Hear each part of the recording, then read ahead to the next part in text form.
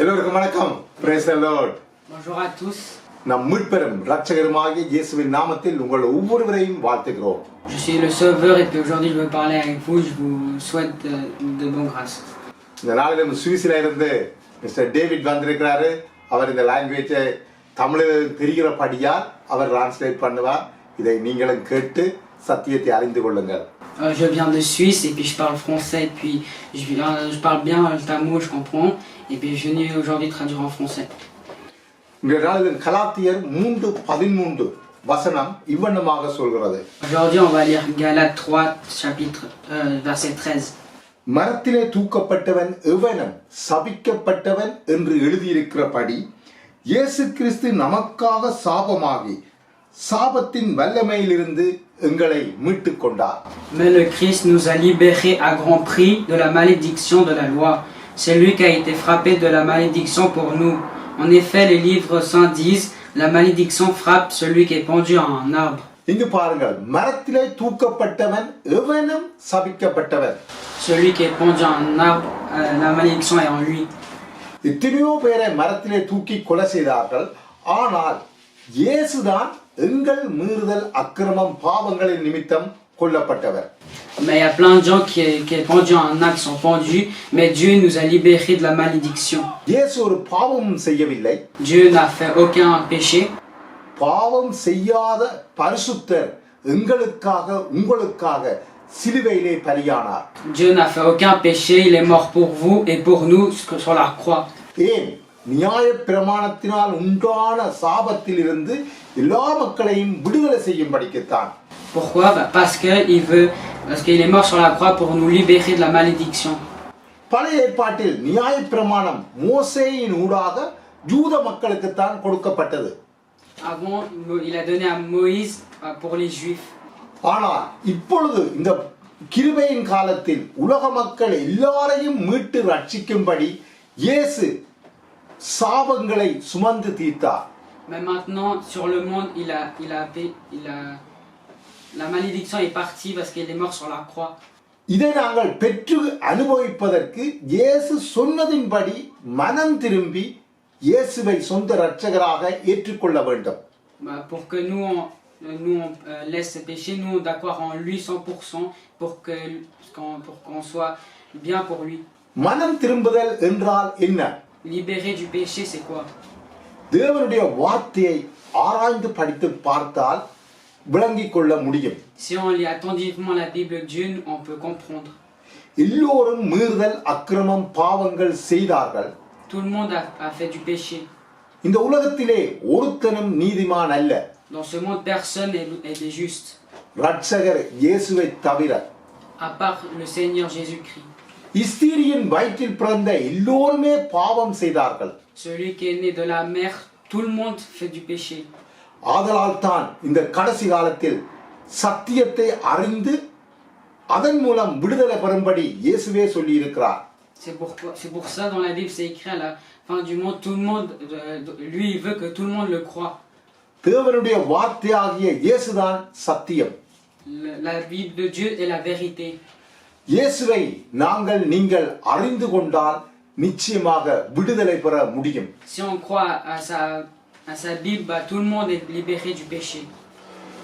சாபத்திலிருந்து விடுதலை பெற வேண்டும் என்று விரும்பினால், si on veut se libérer de la malédiction, இயேசுவை நோக்கி வரணும்.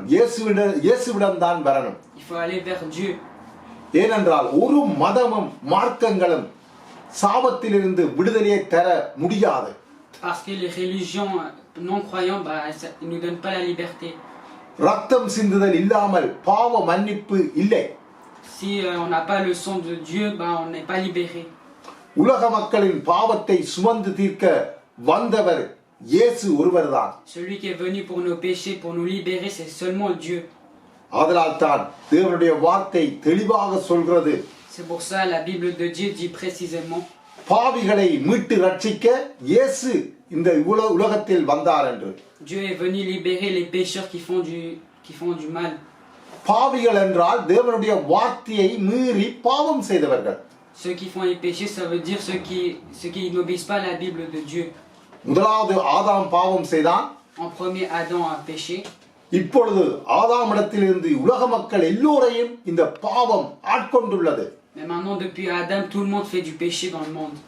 பாவத்திலிருந்து விடுதலை வேணுமென்றால் Si on veut qu'on soit libéré, இயேசுவிடம் தான் வரணும். il faut aller vers Dieu.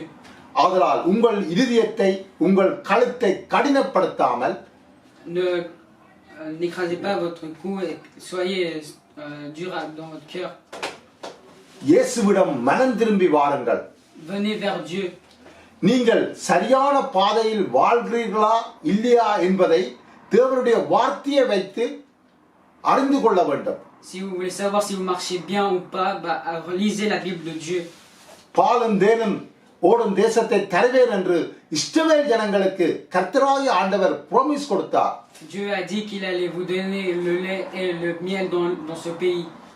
ஆனாலும் உண்மையும் உத்தமமாக தேவனை பின்பற்றிய 2 பேர் மட்டும்தான் பாலும் தேனும் ஓடும் தேசத்துக்குள் சென்றார்கள். Mais que seulement 2 personnes est allé dans le bon pays de bénédiction. அநேகர் தேவனுடைய வார்த்தைக்கு எதிர்த்து நின்று தேவனுடைய வார்த்தைக்கு கீழ்ப்படியாமல் வனாந்தரத்திலே அழிந்து போனார்கள். Mais beaucoup de gens étaient contre la Bible et presque tout le monde était mort dans le désert. அதேபோல நாங்களும் தேவனுடைய வார்த்தையாகிய இயேசுவின் வார்த்தைக்கு கீழ்ப்படியாமல் வாழ்ந்து அழிந்து போகாமல், C'est pour ça que si on veut pas qu'on ne détruit pas, il faut être dur sur la Bible. உயிரோடே இருக்கும் பொழுதே மனம் திரும்பணும். Jusqu'à qu'on vit, il faut croire en Dieu. மனம் திரும்புங்கள், வாழ்வடைவீர்கள். Venez vers Dieu, vous vivrez. சாகிறவன் சாவை நான் விரும்புவது இல்லை என்று கர்த்தராகிய ஆண்டவர் சொல்லுகிறார். Dieu dit que celui qui meurt, il n'aime pas mourir. எசேக்கியேல் 18:32 வசனம் இவ்வண்ணமாக சொல்கிறது. Ézéchiel 32:12 dit.